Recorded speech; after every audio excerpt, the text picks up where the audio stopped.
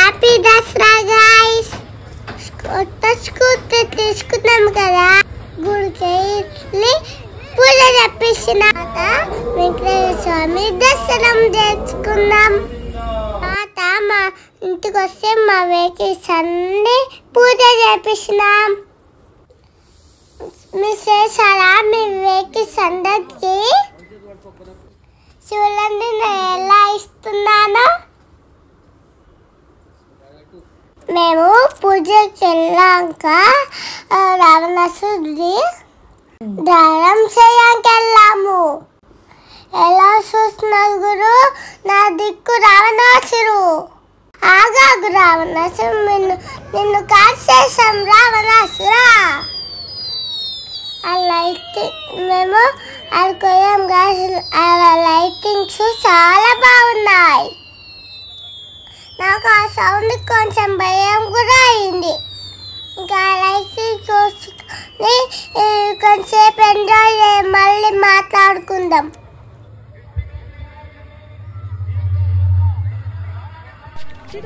నేను స్వేతులు నాకు కొంచెం భయమైంది కాబట్టి అట్లా పెట్టాను. లైటింగ్ అయితే చాలా బాగున్నాయి గాయ్స్. అది చూడాలి ఎంత రౌండ్గా తిరుగుతుందో. లైటింగ్ చూస్తుంటూ రావణాసురు ఎందుకు కాస్తుందో స్టోరీస్ తప్పుకుందాం. రామరాజా శివరాజుని వించి సీతాదేవిని పెళ్లి చేసుకున్నారు. ఆ తర్వాత అయోధ్యకి వస్తారు. అప్పుడు దశరథ రామరాజుని రాజు చేద్దాం అనుకున్నాడు. కానీ అది కైకేయికి ఇష్టం లేదు. కైకేయి భరతుని రాజు చేయాలనుకుంది. అప్పుడు ఏం చేసింది తెలుసా? అప్పుడు దశరథరాజు కైకేయికి 2 వరాలు ఇస్తాడు. ఆ వరాలు గుర్తు చేసి ఒక వరమేమో భరతుని రాజు చేయాలనుకుంటుంది. ఇంకొక వరమేమో రామరాజుని 14 days ఫారెస్ట్కి వెళ్ళమంటుంది. అప్పుడు దశరథ చాలా బాధపడతాడు. తండ్రి మీద గౌరవంతో రామరాజా ఫారెస్ట్కి వెళ్తాడు. రామతో పాటు సీతమ్మ తల్లి రామరాజా లక్ష్మణ కూడా పోతాడు. అక్కడే ఫారెస్ట్లో ఉంటూ ఉంటాడు. అప్పుడు వాళ్ళని శూర్పణఖ చూస్తుంది.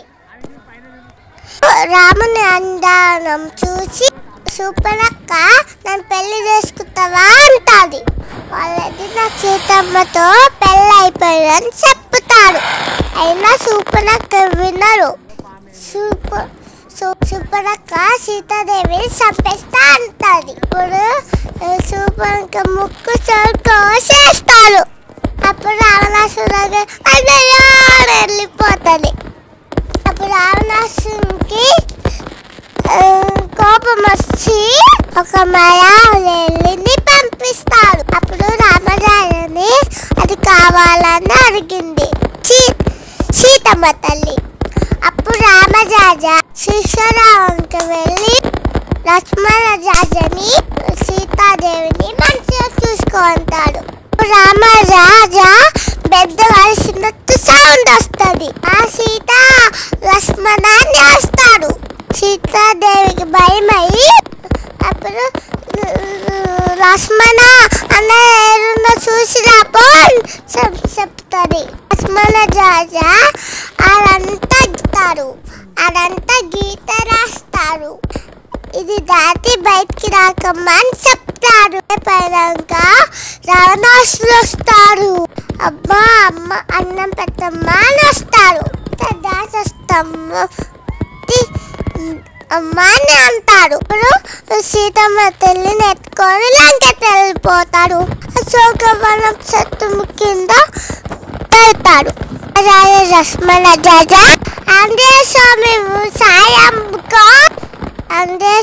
సాయంతో వాళ్ళ సాయంతో ఒక స్టోన్ సోసి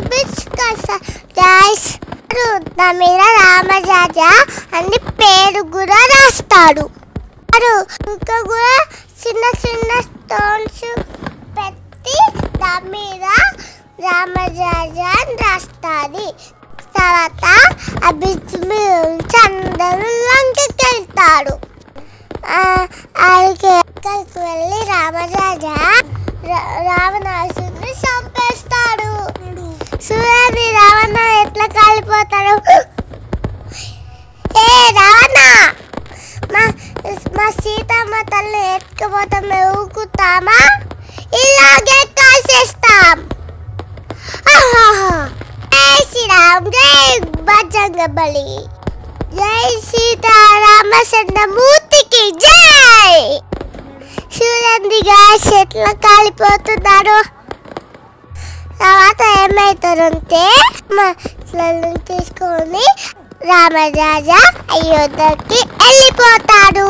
ఇప్పుడు రామరాజకి పట్టాభిషేకం చేస్తారు. అయోధ్య ప్రజలన్నీ చాలా సంతోషంగా ఉంటారు. మీరు కూడా రావణదానం చేశారా? ఎలా చేస్తారు గాయ్స్ నాకు కామెంట్లో చెప్పండి. అయితే చాలా ఎంజాయ్ చేస్తారు. తర్వాత జమ్మ తీసుకొచ్చి అట్లా పెద్ద వాళ్ళందరికీ మొక్కాను. అట్లనే దేవుడికి కూడా మొక్కాను. మీరు మీ పెద్దల వాళ్ళతో ఆశీర్వాదం చేసుకున్నారా? మనందరికీ శ్రీరాముడే ఆశీస్సులు ఎప్పటికీ ఉండాలని కోరుకుంటున్నా. జై శ్రీరామ్, జై బజరంగబలి, జై రామచంద్ర ప్రభుకి. చూడండి రావణ సంతోషం ఎంత